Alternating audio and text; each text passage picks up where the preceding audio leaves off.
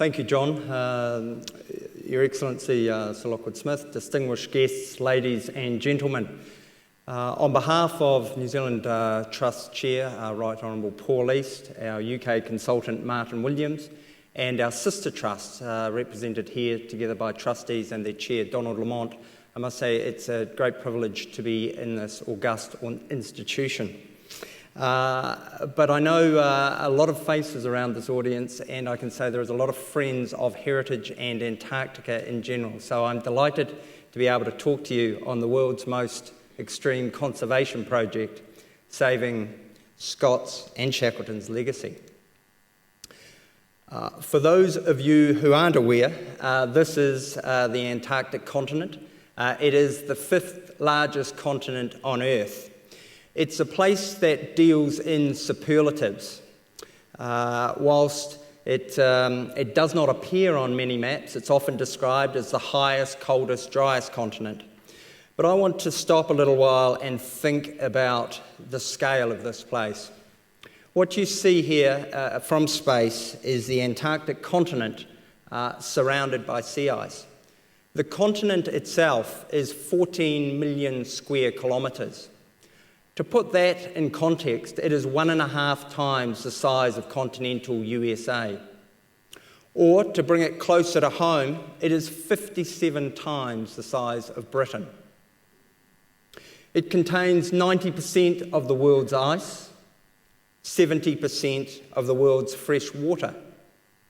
At its deepest point, the ice is 4,800 metres deep. The West Antarctic ice sheet, which is this area at the top, has been calculated by scientists if it were to melt to raise global sea level by 3 metres. The East Antarctic ice sheet, which is on this large area here, has the scaring statistic of 60 metres of estimated sea level rise globally. So it's on a scale that is hard to believe. Around the continent, the ocean freezes through the dark Antarctic winter, and it effectively doubles the size of this place. It's the largest natural phenomenon on Earth. It's a continent that has no natural population, and the first contact was just over a century ago. It's not really the first place you would think of associating with world heritage or human monuments.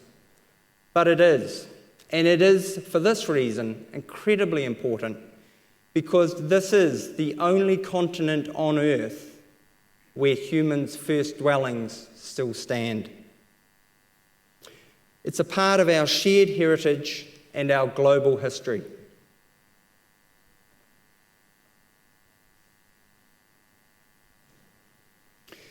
A century ago, Antarctica was the equivalent of space travel. In fact, it was probably more difficult. There was no maps, there was no communication, and there was no knowledge of where these explorers were heading. By dint of geography, New Zealand and Christchurch, which is just off to the left of this map, was the Cape Canaveral of its day. It allowed access in the early part of the Antarctic season, at the height of the austral season, down deep into the Ross Sea to the southernmost shores of Antarctica, where explorers set off for the wilds. If Christchurch, New Zealand, was the Cape Canaveral of its day, the Royal Geographical Society, where we are today, was the NASA of its day. It was this institution that sent expeditions out to the farthest reaches of the Earth, and Antarctica was top of the list. The Royal Geographical Society President, Sir Clements Markham, was the godfather of polar travel, and he's forever associated through his endeavours and this society with 2 of the most famous British explorers of polar exploration. The first, Robert Falcon Scott, undertook 2 Antarctic expeditions. Most famously, of course, he died on the return from the South Pole with his comrades in March 1912. What I find quite moving standing here is below us in the bowels of this building are the last ration bag from Scott's tent, where his last remnants of food still remained, where he, Bowers and Wilson met their deaths on their return to Cape Evans. The other famous figure of British exploration from the so-called heroic age is Ernest Shackleton. He undertook 4 Antarctic expeditions, the first of which as a junior officer aboard Scott's Discovery expedition in 1901.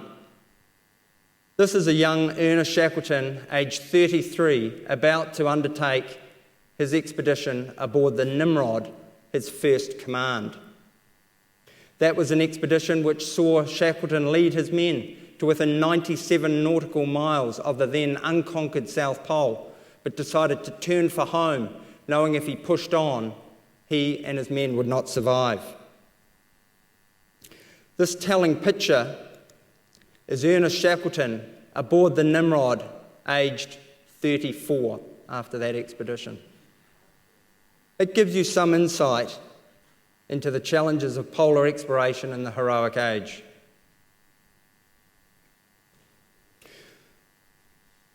Following Scott's death and the conquering of the South Pole by Roald Amundsen, Shackleton hatched a new plan. He wanted to be first to traverse the Antarctic continent, and the idea was simple. He'd bring his boat deep into the Weddell Sea, land his party from the Endurance, and make the traverse to the South Pole and then across to the area he knew so well from earlier expeditions, Ross Island. Knowing he wouldn't have enough food to sustain him, Shackleton had a Ross Sea Party, as it was known, lay depots up towards the South Pole to support him on the intended traverse. It's fair to say that expedition did not go to plan. You'll all know the famous story of the Endurance being trapped in the sea ice deep in the Weddell Sea, and then things went really bad. But I must say, if you cast your mind back exactly 100 years ago this week, amidst the carnage of World War I, the world got some surprisingly good news. That famous explorer, Sir Ernest Shackleton, had arrived safely back on the Falkland Islands. He was effectively back from the dead after his planned crossing of Antarctica. After 17 months on the pack ice, the loss of the Endurance, drifting on the sea ice with his team of 27 men from the Endurance, crossing in lifeboats to Elephant Island, and then the greatest small boat journey of all time aboard the James Caird, finished off by the first traverse ever of South Georgia Island. He had a tale to tell.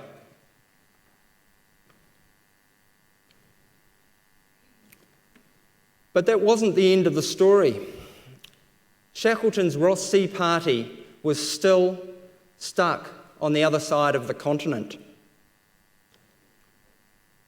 This photo, likely taken in January 1915, took a century to come to light.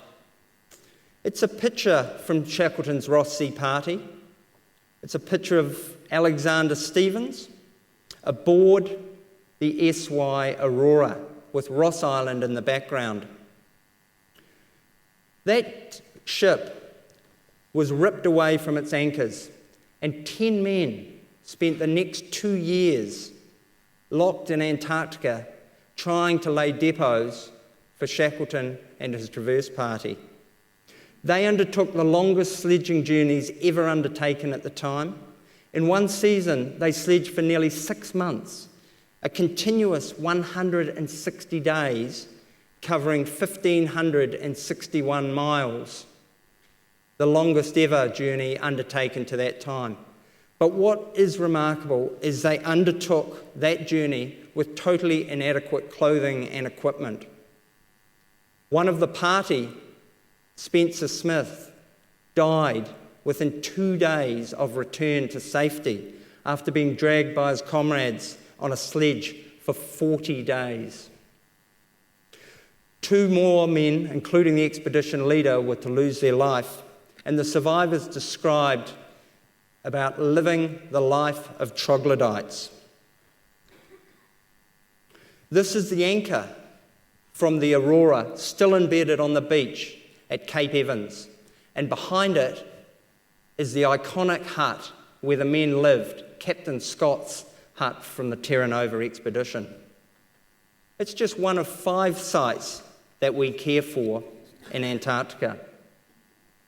The others being Scott's Discovery Hut, Shackleton's Nimrod Hut, the first building on the continent at Cape Adare, Borchgrevink's base, and the more recent Commonwealth Trans-Antarctic Expedition Base at New Zealand's Scott Base. By the turn of the 21st century, it became clear to the Trust that we were losing the battle to save these heroic era sites. There was rapid decay both on the buildings and the collection. They were creating an environmental hazard both to penguins and skua, the local birds. We were facing a crisis around the encroaching climate, around snow and ice. This is Captain Scott's iconic hut at Cape Evans, and here's a shot of the rafters cracking under the weight of the snow. Our team calculated at one point there was 6 tonne of snow loading on that beam. Other problems presented themselves. In the short austral summer season, ice would melt, water would flow through the buildings and then refreeze. And that freeze-thaw cycle created incredible damage, not just to the building fabric, but to the artefact collection. It wicked its way up the buildings and then swelled, creating pressure in the double skin walls. We also had a problem trying to ensure the buildings were watertight and weathertight. This is one of our conservators arriving at Scott's Discovery Hut, trying to enter the building after a winter storm. You can see not only the challenge of snow here in the entry, but also to the collection through the conditions we were facing. Coupled with that, as I said, in the short summer season, when the ice broke out, we had open water, and we do have open water. And the salinity is an issue through the storm cycles, which creates pressure and challenge both for wood and also for metal parts of the collection. Here you can see some of the Venesta cases with the badly corroded tins in situ, and on more iconic objects like the first bicycle ever taken to the Antarctic continent.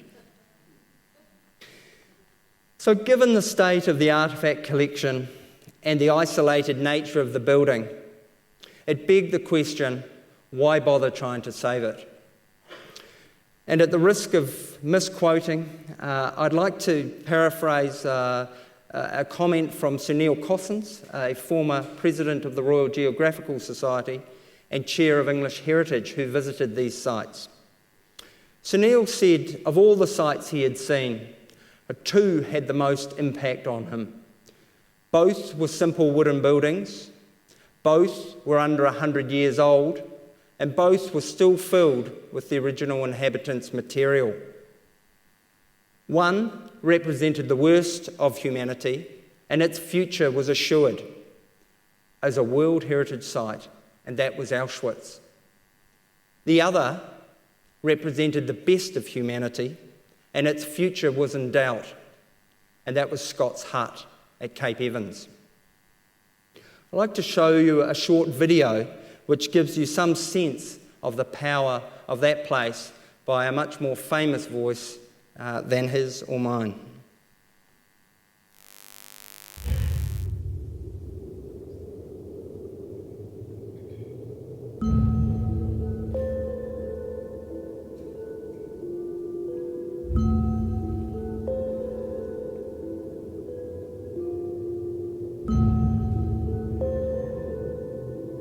It's a time warp without parallel. You walk into Scott's hut and you are transported to the year 1912 in a way that is quite impossible anywhere else in the world. Everything is there. Commercial product, tinned food, clothing, the bench where Wilson conducted his scientific experiments with the glass test tubes and so on. The bunks, the table.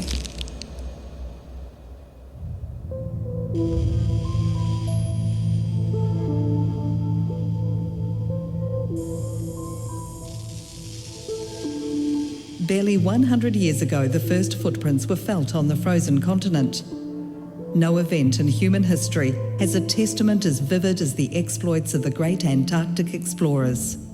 The names of Robert Falcon Scott and Ernest Shackleton are writ large in the legend of Antarctica. The only physical heritage of Scott and Shackleton that still remains are the huts, still there on Ross Island. They've survived. The huts are full of the supplies and equipment which the expedition used, and they constitute, I think, this immensely rich and powerful legacy of just a remarkable time, the golden age of Antarctic exploration.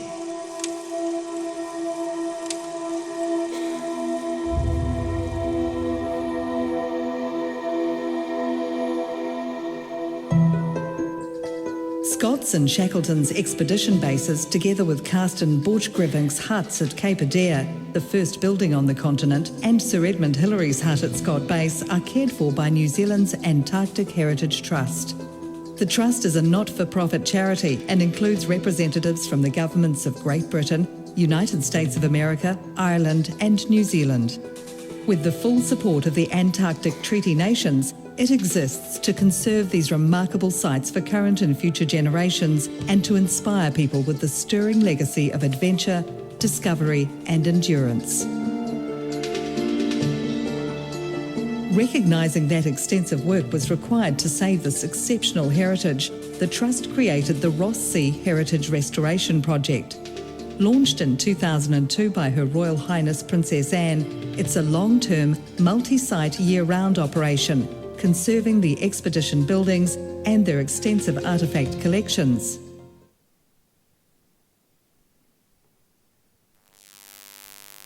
So we had a number of environmental challenges confronting us. The first, of course, is the cold. It goes without saying. At the height of summer, we're up at 0 degrees Celsius, a couple of degrees above for a couple of short weeks. But then into the winter period, we're down in the minus 40s, so a difficult environment to operate in. Coupled with that, there are long periods of darkness on Ross Island. For 4 months, it's completely dark, and at the other end of the spectrum, for 4 months, we have 24-hour daylight. We also have a limited time in which the sea ice allows us to travel to site. And so we have to pre-position all our equipment within a very narrow window. Other than that, we're having to resort to helicopter access, which is extremely difficult and expensive. This was a picture taken earlier this year of one of our team, Al Fastia, at remote Cape Adare. Antarctica is famous for its katabatic winds, and I think this picture probably speaks for itself. My overriding memory is being in a tent for 3 days while a storm raged outside a tent, very similar to the heroic age. And I heard from an icebreaker that had taken cover that they recorded 110 knots of wind in the storm. It's the equivalent of 200 kilometres per hour, 125 miles an hour. So there's some of the challenges on site. The other are the native inhabitants.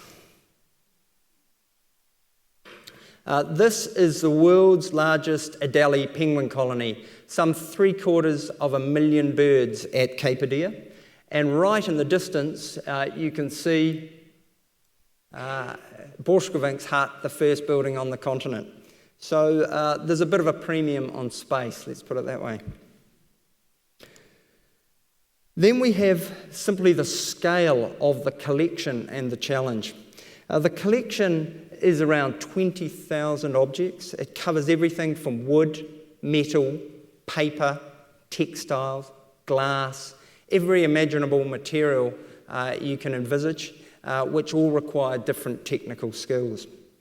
So the challenge before us was how to undertake this work when nothing of this scale or this type had ever been attempted. So, jumping into it, I decided we'd take a project management approach and try and undertake detailed site surveys so we understood the context and the challenges we were facing. We spent the first 2 seasons just undertaking information gathering surveys at the sites to really comprehend the scale of the problems and the challenges. We then undertook conservation plans and we brought together the best experts we could internationally for those, followed by plans on how we would affect the work, the realities of people, materials, timing, equipment, because we didn't have the luxury of being able to pop out when we were missing nails or hammers. Only then could we submit permits to ensure we operated in a safe environment within the Antarctic delicate environment, and that included things like not having sawdust released into the atmosphere. Then the conservation work could commence, and we ensured that we had a maintenance plan to allow for ongoing conservation needs. So the 4 conservation plans, we spent a lot of time preparing. We went out to 70 agencies internationally. I'm delighted that we have Michael Morrison here in the audience, who was actively involved in the preparation of those plans. The other challenge we had was the politics and funding. Antarctic treaty system is a law unto itself. It's a treaty system which has a number of signatories. There is a provision within that for recognition and listing of heritage, but none of the states in of themselves undertake heritage conservation. The prime business, and quite rightly, is science on the ice. So we needed to broaden that conversation and try and bring in other interests. I was also acutely aware that we had no money to do the work, and at that stage, no staff. John touched on the listing by the World Monuments Fund. In 2004, the listing in the watch list of the 100 most endangered sites helped us to reshape and widen the conversation. It helped attract early funders and supporters to the project. And as we worked through that program, supporters came on board. We're particularly grateful for the support of the New Zealand government, which came on board early through its support. Our sister trust, the UK Antarctic Heritage Trust, which helped with our efforts, the James Caird Society, and a number of private and public foundations here in Britain and beyond. And I would like to acknowledge the significant effort over many years by our British-based consultant, Martin Williams, who's also with us. So the lack of precedent was in some ways quite freeing for a conservation project. It allowed us to adapt and innovate as we went. We ended up putting conservators in Antarctica year-round in teams where we would swap them in 6 months for summer, 6 months for winter, where they would work at New Zealand's Scott Base. And we continue that program continually for nearly a decade. We also realised we didn't have the answers to all the problems, so we reached out to other sectors to get good ideas and borrow good tips. And of course, we designed systems from the ground up. And I'd just like to give you a couple of examples. Here you'll see a conservation laboratory. This is inside of a shipping container, which we've converted to allow our conservators to be able to work on site in a stable environment. On the right, we have a carpentry laboratory, which again contained all our wood offshoots, but also allowed machining and the repair and replacement of timbers as demanded. We then dragged those containers on sleds across the frozen ocean in the 6 weeks each year that it was in condition to allow us to do so out to site. And then we would set up our containers on site and put our team to work for 3 months at a stretch. And I'll talk a little bit further around the type of people we needed. But needless to say, they were the type of people who were happy to go for 3 months when there was no prospect of coming back to shower within those 3 months. After some of the early experiences we had with tents and the problems with the katabatic winds, we designed and developed some rigid shell sleeping boxes following some exciting experiences we enjoyed, as I've mentioned. We used nature to fight nature in a way. So we had a big build-up of snow and ice at Scott's Hut at Cape Evans. We used scoria from the local beach to try and secure some thermal gain to melt the snow. And as I said, we borrowed from other sectors. So we talked to engineers that used large triangles that rotated on poles in the desert to keep sand off runways. The idea was as the sand hit them, they created a vortex and moved away from the runway. We trialled that idea, and whilst it was effective, the amount of snow we were getting meant we needed to resort to other means, and so we ended up mechanically removing the snow from site. We developed elaborate heating systems to remove ice within the building, and I'll talk a little bit more about that to come. And at the other end, we used some very low-tech tools. Here's some suspension from an old Volkswagen car that our architects moulded to be able to dig out ice and into the permafrost to remove objects that had been stuck in situ.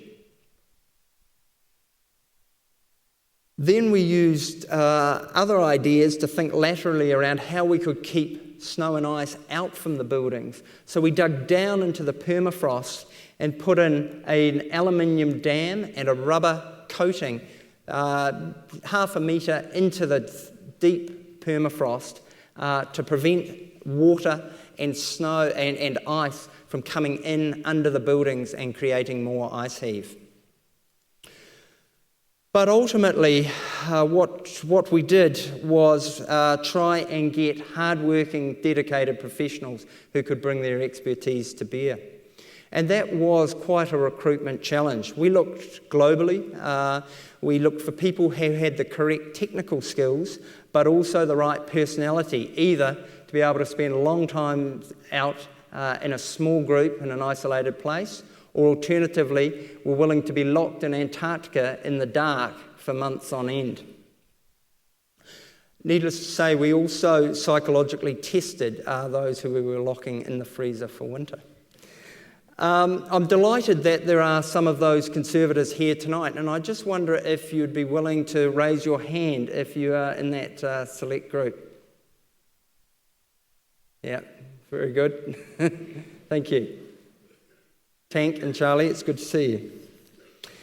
Beyond the conservation skills, we ended up, as I said, with 62 conservation professionals from 12 nationalities. And they had to work not just on the bluebird days, but on the days when you would rather stay in bed and in your sleeping bag. So working in challenging conditions, we also made them work on challenging objects. This is Lucy Skinner, who was busy working on one of the skeletons of the dogs left behind by Shackleton's Ross Sea party. Here is Josiah in the middle of the Antarctic winter at New Zealand Scott Base, looking through repetitive and dull a collection of very decayed cans, but able out of that to find the gems. And then, of course, there was the very special objects that we found. For those that you think you might overlook or might be rubbish, not worth further investigation, we're delighted to find, when we looked at closer examination, they recovered images from the past.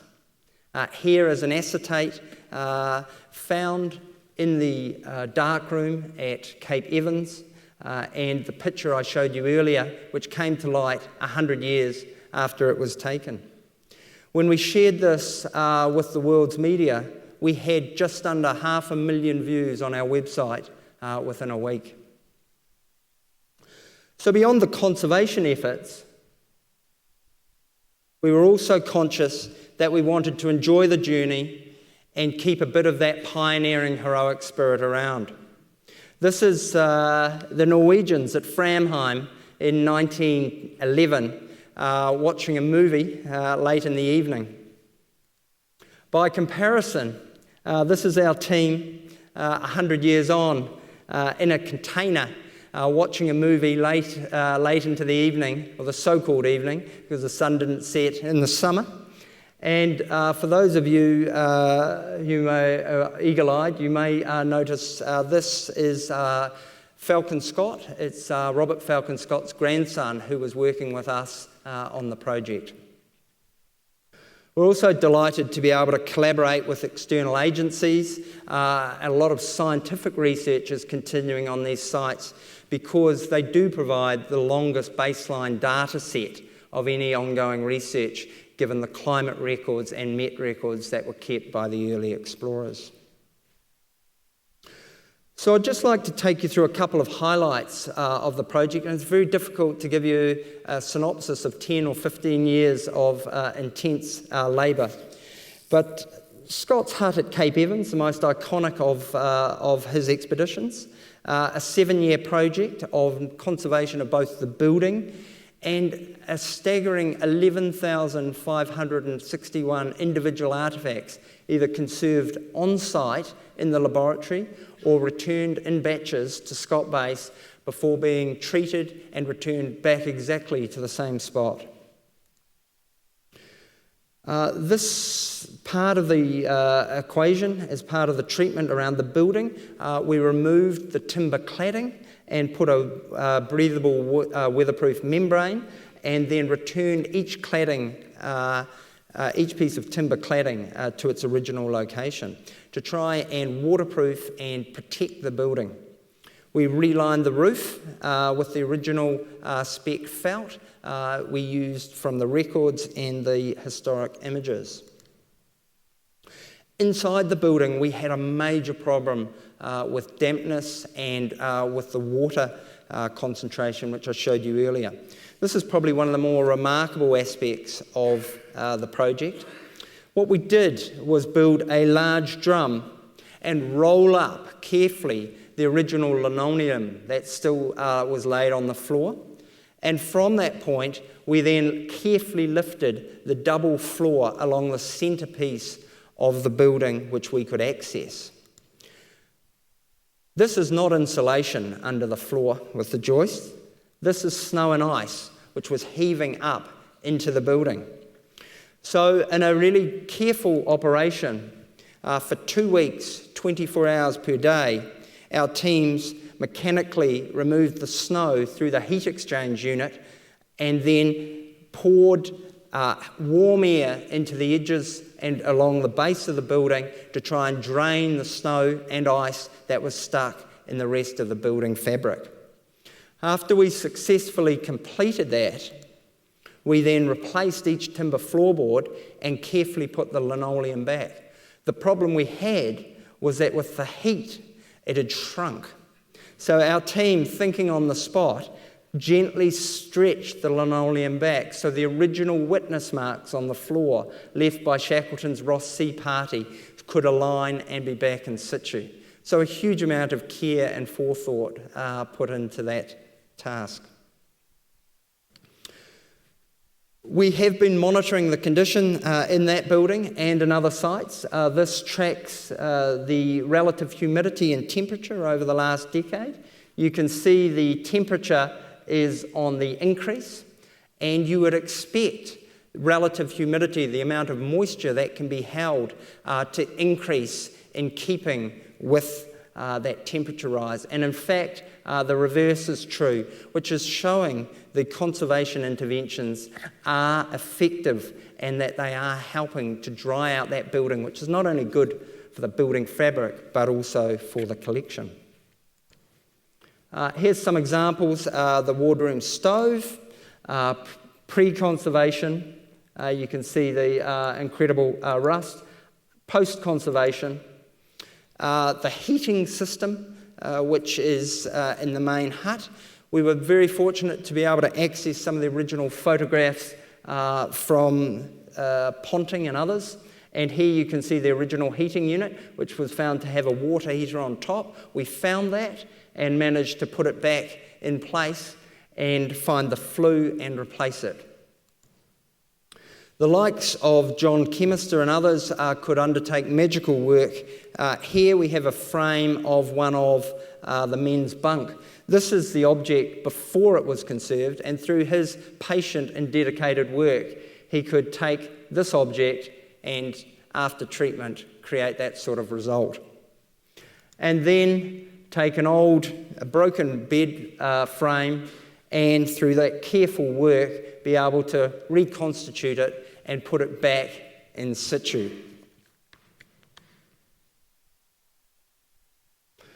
Another couple of objects out of those 11,561 conserved.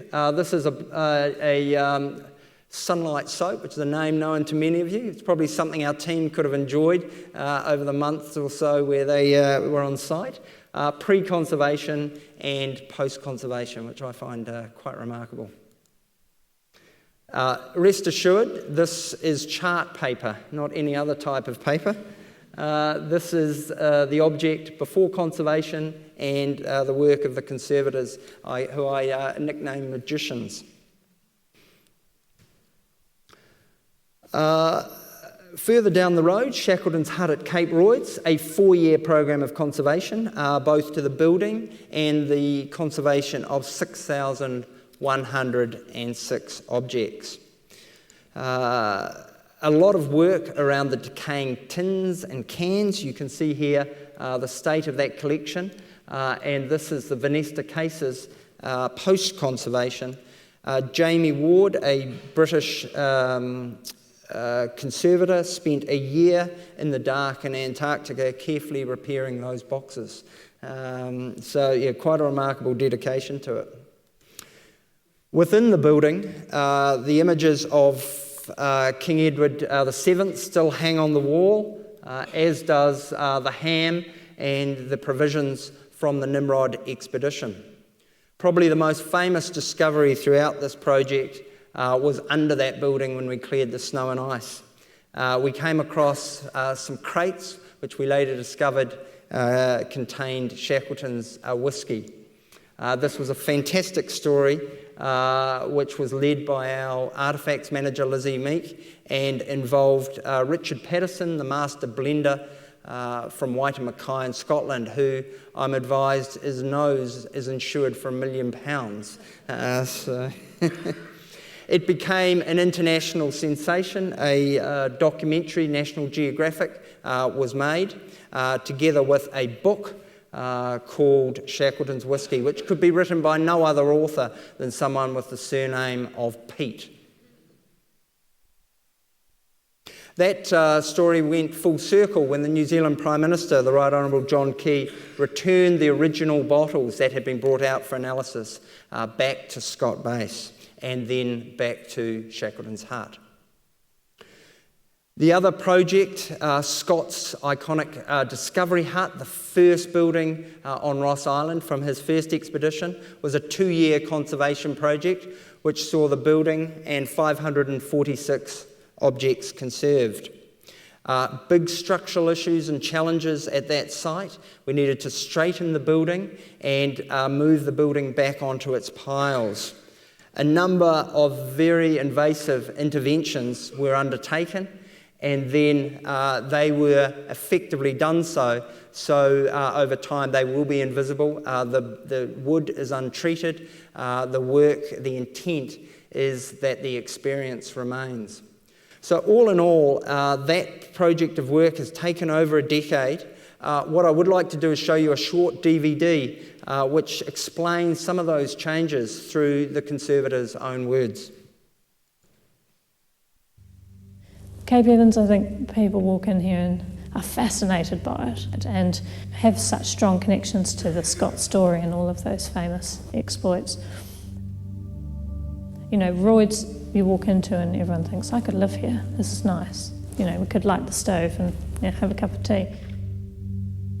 Discovery, I think when you walk in there you think, how did they survive? It strikes you that this is a very, very cold and dangerous place, and that some of them didn't make it, and the ones who did, many of them were very, very lucky.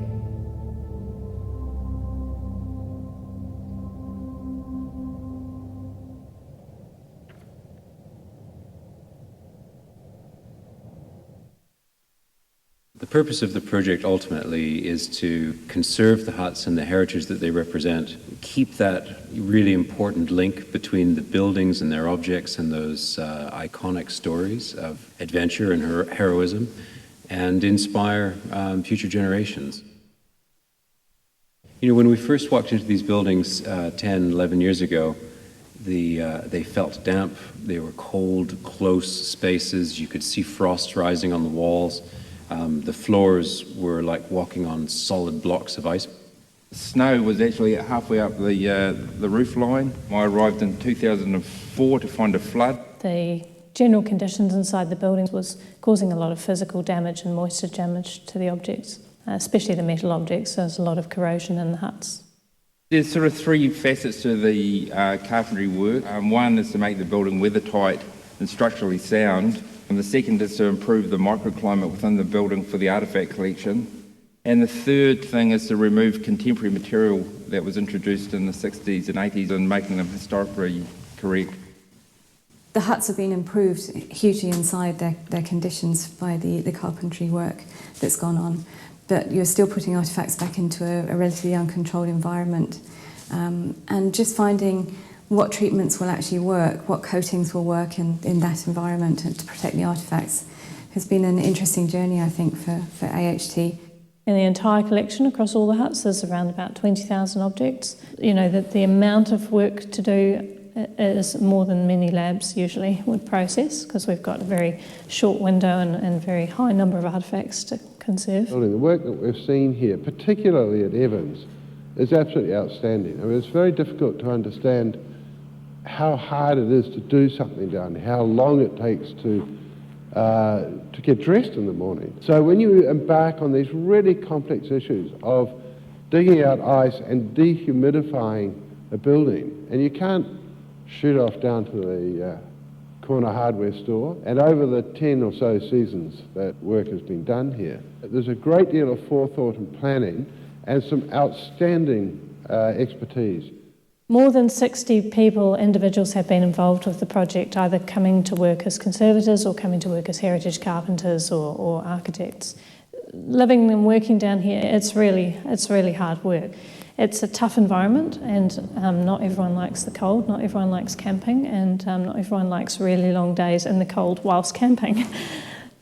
The goal of any conservator is to do all of this work and to do it to such an extent that nobody can tell what you've done by the time you're finished. So we've been here for 10 years, and we've done this, this tremendous range of activities and interventions. And now, when you walk into the buildings, they smell healthy, and you smell all the rich flavors of wood and canvas and leather. The floor has a ring and a bounce to it. As you walk across it, the doors close and snick back into place.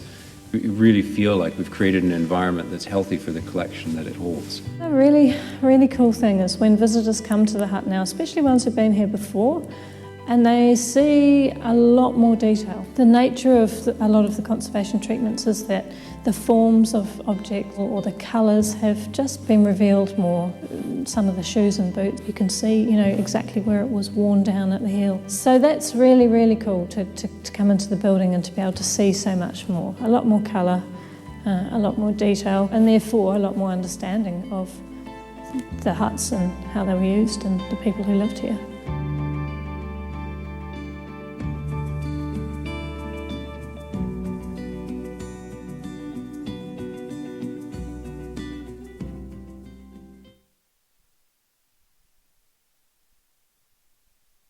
So our focus now is on the continent's first building at Cape Adare, Borchgrevink's hut.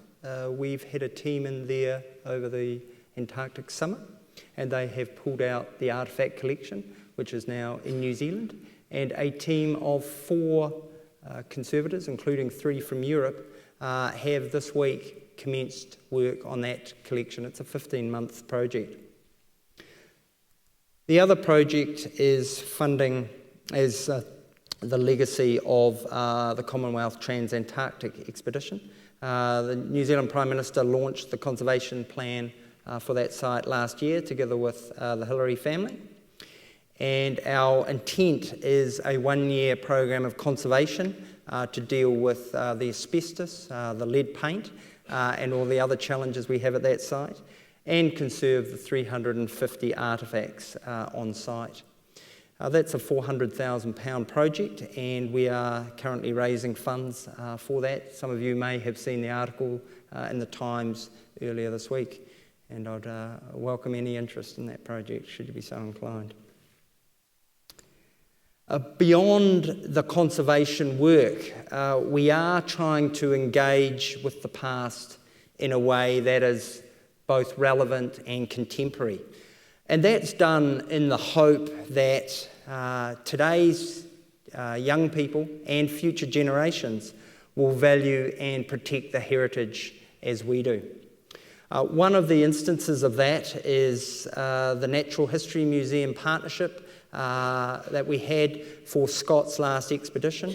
It showed here in London, in Sydney, Australia, and in New Zealand, and there was 250,000 people that had the opportunity to learn about that, and we now have that expedition online, which allows young people to practice being an old explorer and what they may take into the wilderness. We've also been active through partnerships on books on historic expeditions, this one from the high-end luxury producer Asseline, and in a more low-key scale, books on the legacy of the historic huts. This one showing the fantastic imagery of New Zealand's photographer Jane Ussher. In fact, that book has taken on a life beyond print. We have created an immersive experience where people can get the opportunity to virtually visit these sites. It's showed in New Zealand and Australia. And if you'll bear with me, there is a short video here which will give you another insight into the interior of these fantastic buildings of Scott and Shackleton.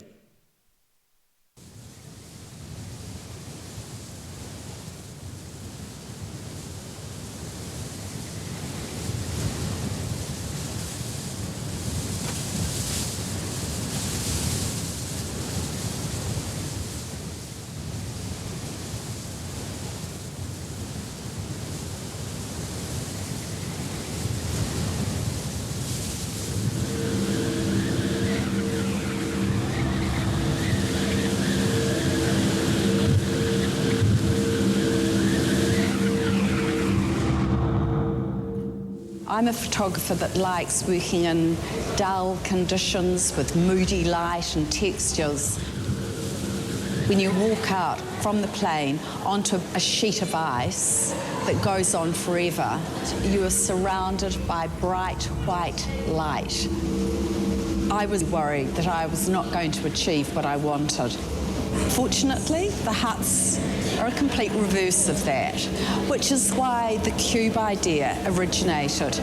You've got a stark white cube, and inside you've got dark, moody images. The reason I wanted to go down and photograph the historic huts in the Antarctic was after hearing Helen Clark, just after she had actually gone into Scott's hut, and she said it was one of the most extraordinary experiences that I've had. She made me realise that the huts evoke this sort of response in almost everybody that has the opportunity to get inside them. But it did beg the question, most of us don't get down to the huts. Had they actually been photographed in a way that would give other people a sense of what it was like being there?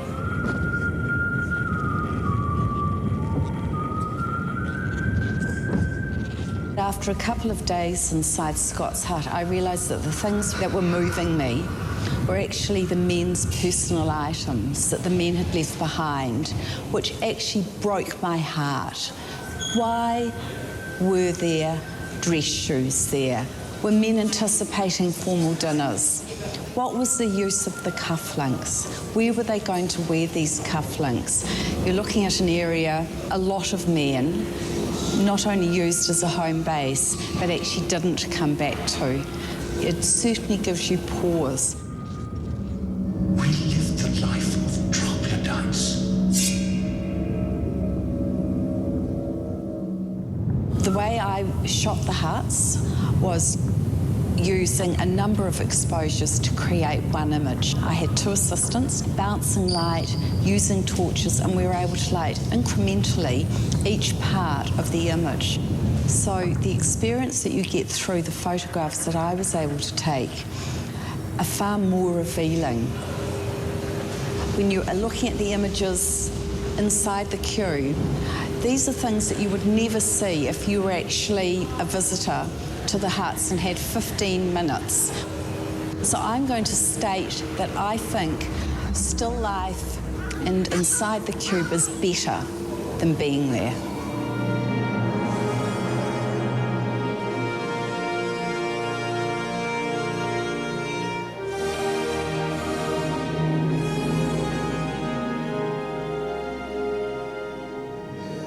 Nothing to measure now, but time.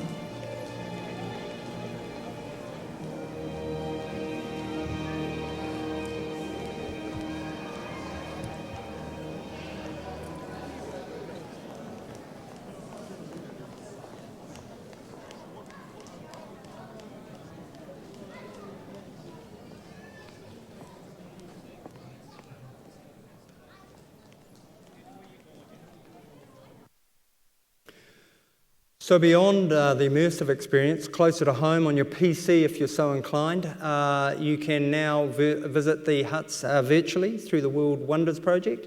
It's a project which we're delighted has the support of the World Monuments Fund, and that is accessible via our website, nzaht.org. Some of the other outreach has involved the BBC documentary by Ben Fogle, The Secrets of Scott's Hut, and more recently a documentary which has just been filmed this summer by the Norwegian Broadcasting Corporation. At a more practical level, if you want to connect with the early exploration, please, by all means, Tesco's Captain Scott's Strong Blend Tea, which is, I hear, a very good number. But if you like something stronger, there is the replica Shackleton whiskey, which may be more to your liking. The other interest, as with all agencies, is trying to connect with young people and keep relevant. And for us, social media provides a great opportunity to do that. Through Facebook, people can follow the work of our teams as it proceeds. It's fair to say that engaging with the public can be a risky business. As you'll know, the public were invited to suggest names for the new ice-strengthened ship, and it became world news, of course, before it was resolved when the ship was named the Sir David Attenborough. But this new ship, a British ship, will operate in the Antarctic in much the same waters as Shackleton did a century ago aboard Endurance. The final chapter in Shackleton's remarkable Endurance expedition, which happened a century ago, was the 36-hour traverse of the island by Shackleton, the Irishman Tom Crean, and the New Zealand navigator Frank Worsley. In keeping with our new vision of inspiring explorers, we invited young people from each of those nations to apply to participate in an expedition to recreate the famous crossing of South Georgia. Here's a photo of the team of 3, Sinead, James and Tom, at the end of that crossing, with the remains of Stromness whaling station just visible in the background. One of those applicants, James, is making a documentary of the crossing, and I'd like to share with you in closing a trailer of that documentary. I hope it's an example of connecting young people with our shared heritage in the hope they will in turn value, protect and promote it. Thank you for listening and enjoy.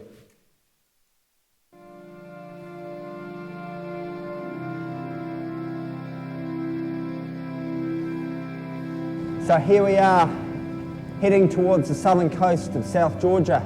Well, we've got really calm seas. I know they had a huge storm.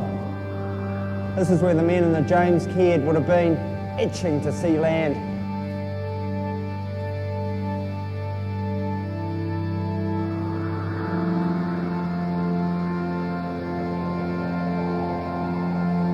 So Shackleton and his men landed on this beach here, and now they had to head up over there, through Shackleton's Gap and up and beyond.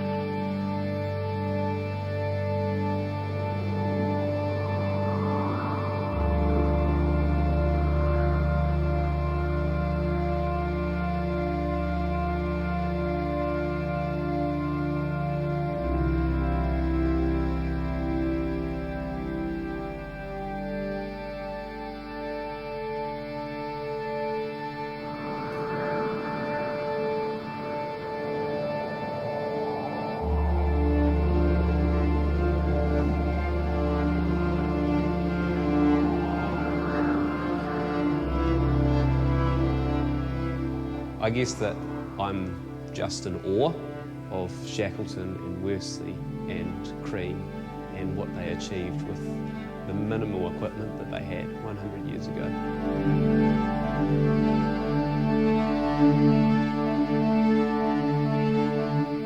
Worsley's probably turning in his grave going, we didn't sleep bloody nights out. We just walked for 36 hours constantly. This new generation of explorers.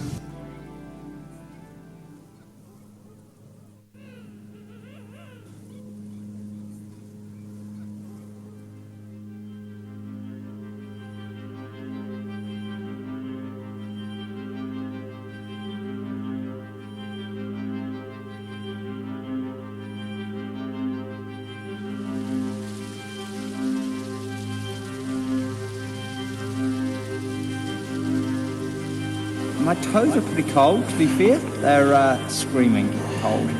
It is a lot colder than the South Island River in New Zealand.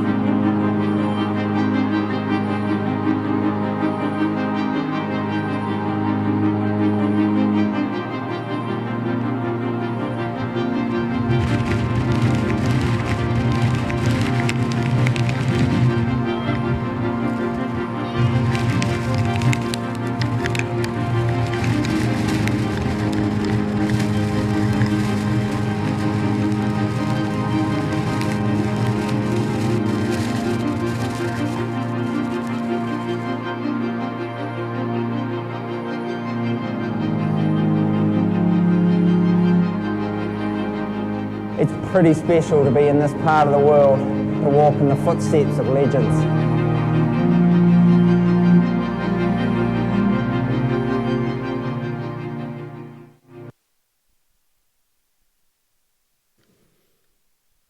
Thank you very much.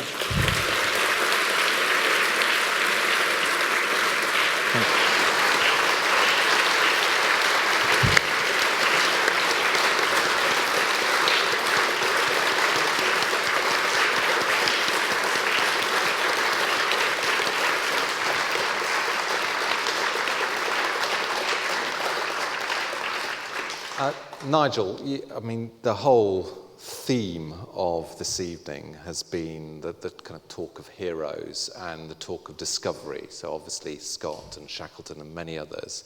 But I think there's definitely something in terms of the spirit of your work and the UK Antarctic Heritage Trust work as well, in terms of keeping that spirit of heroism and discovery alive. So I think that was absolutely fantastic. Really, really enjoyed it. So thank you very much. We've got time for just a couple of quick questions before I wrap things up. So we've got Andrew and Ashley in the audience. So if you've got, perhaps if I can take one or two questions from the audience, before I wrap things up. And I'll start with a quick question from me, and that is, in terms of all the discoveries that you made, what was the thing which was most poignant to you?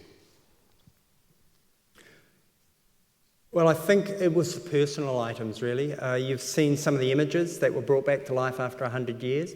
I think finding the surgeon Murray Levick's notebook was something very special because it had his musings and his writings a century on.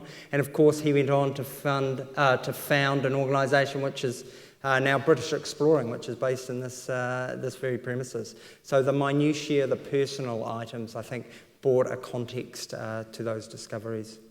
Very special. Have a couple of questions from the audience. If you'd like to stick your hand up, or maybe you're completely blown away and that's enough. There's a hand up over there. Are all the huts that you've talked about tonight open for us to go and visit? Absolutely, the huts are open. You just need to get there. So if you're up for 3 to 4 weeks of seasickness, I'd thoroughly recommend it. And if you don't have the stomach for that, come online and visit them online. Thank you, good question. One more, perhaps. Thank you, that was the most fascinating talk. Just a quick question. How much of the success and the possibility of the conservation, particularly of the objects, is thanks to modern technology and materials and resins and glues and technology? I think it's a combination, really. I think we obviously used conservation treatments that were standard conservation treatments around the world, but our teams found that some coatings would work more effectively in that environment. And really it was a process over the years to discover those treatments that were most effective. And I'd go back to the team and our artefact manager and the knowledge that has been built up through that process of conserving 18,000 objects that I think has made the difference. And really what we are now doing is continuing to monitor and maintain those, because like any heritage site, it requires ongoing care into the future. Thank you, Nigel. Nigel's going to be sticking around afterwards, so if people would like to ask further questions, then please collar him later. I think I'd just like to conclude by saying that last Friday I had the privilege of, and I'm sure several other people in the audience had the same one, of being invited to Westminster Abbey for a service of thanksgiving for Ernest Shackleton and his men. And Westminster Abbey did it proud. You know, it does what it normally does. So lots of pomp, lots of ceremony. We had some wonderful speeches. We had some very moving music and some hymns that we could all belt out as well. So it was a great occasion. But the thing for me, which was the most poignant thing for me, was that in the middle of that service, there was a solo piece by someone on a banjo. And that was it, just simply someone playing a banjo, a traditional Irish tune. And the reason why that struck a chord, and no pun intended, is that the banjo was originally played by Hussey in the huts that we've seen, or some of the huts that we've seen. So it directly connected me to an event which took place 100 years ago in the Antarctic.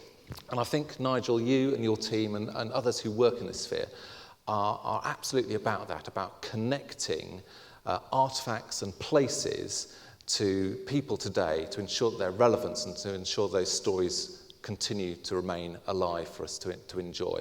So thank you very, very much for a fantastic presentation, wonderful imagery. I really, really enjoyed it. So perhaps you can join me.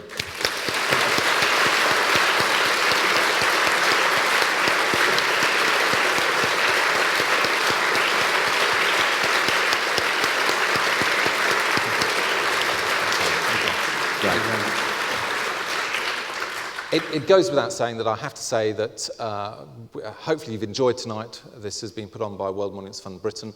We're a charity. We need your support as well, and you can support us in a variety of different ways, which I'm sure you're familiar with, whether you join us and whether you put your name on one of our newsletters so that you can receive our newsletter, or you come to future events. The reason I mentioned that is because, if you're interested, we have a final event for this spring-summer, and it's called The Destruction of Memory.